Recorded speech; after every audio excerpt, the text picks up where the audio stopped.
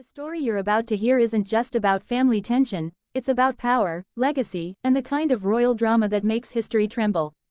Picture this: a grey London morning, the kind that chills straight to the bone. The streets of Westminster are buzzing with tension. Cameras flash, journalists whisper, the air feels electric, thick with anticipation. Inside the ancient halls of Parliament, something extraordinary is about to unfold.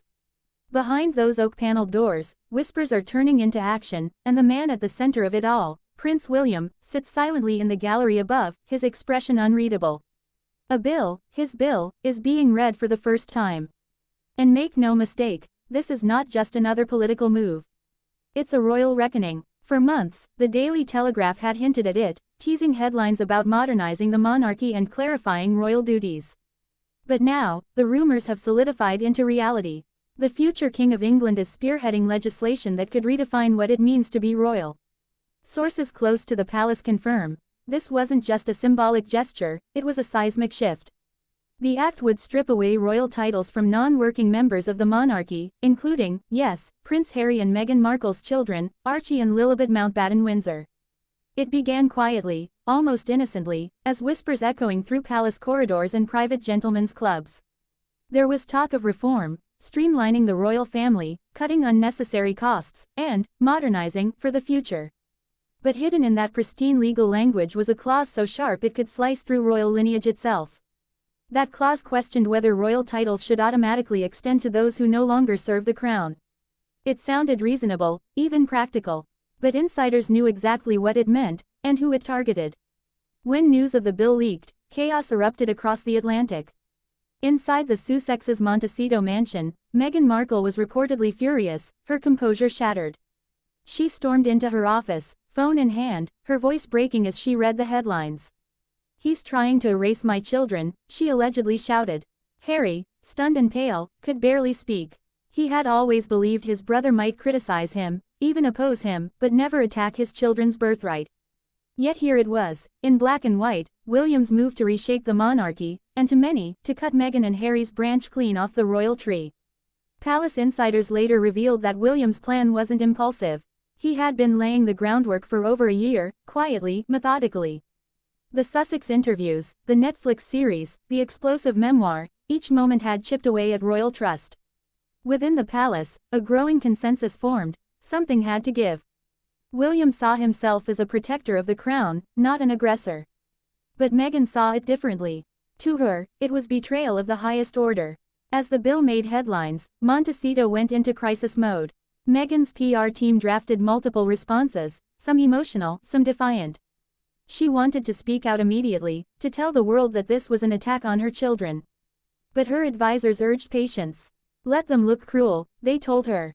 If you speak too soon, you look defensive.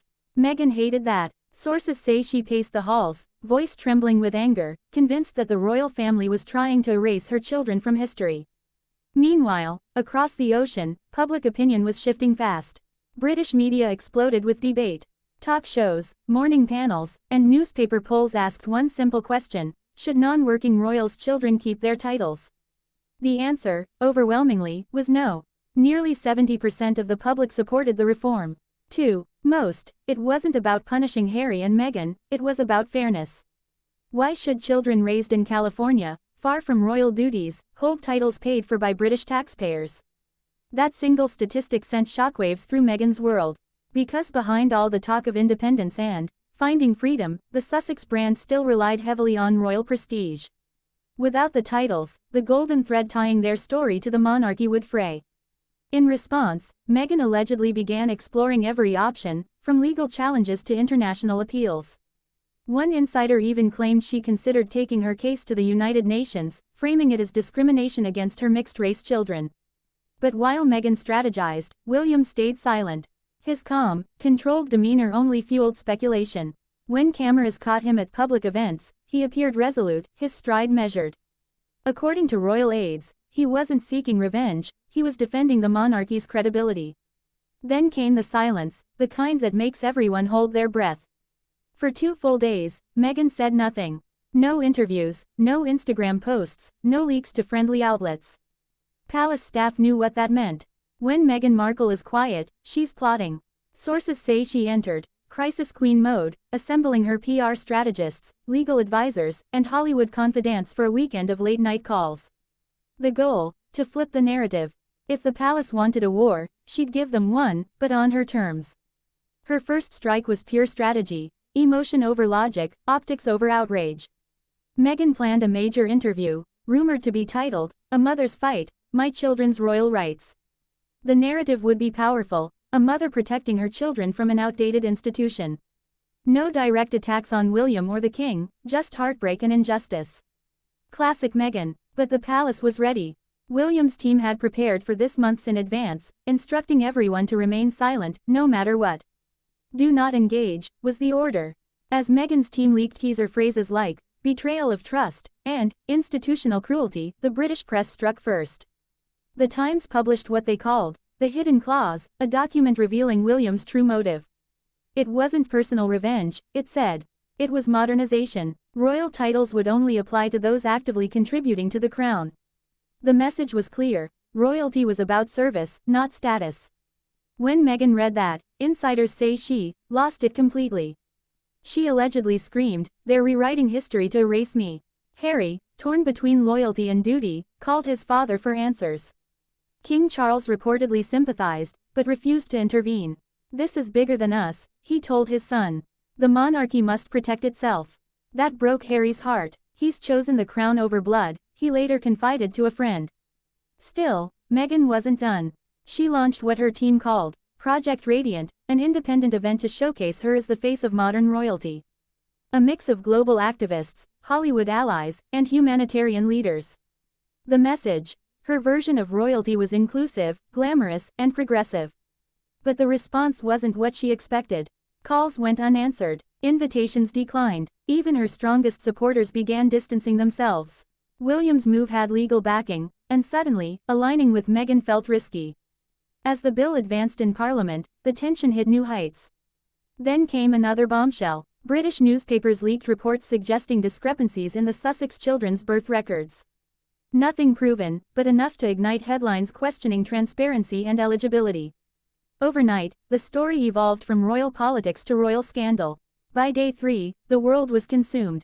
Every major outlet ran with it. Headlines screamed, "Montecito meltdown, William's crown coup," and "Meghan's fury over Parliament betrayal."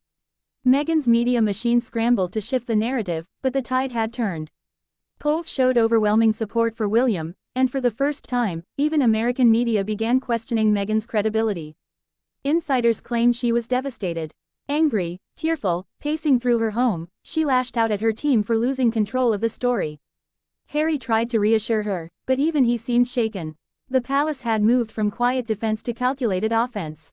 And for the first time, Meghan Markle, the woman who once outmaneuvered the royal family in every PR battle, was losing ground. But she wasn't finished. Not yet. Those close to her say she had one final, explosive move, her so-called nuclear option. The kind of revelation that could shake the monarchy to its core. Whether she'll use it, no one knows. But one thing is certain: this royal war is far from over. The world is watching, the crown is tightening, and the battle for royal legacy has only just begun.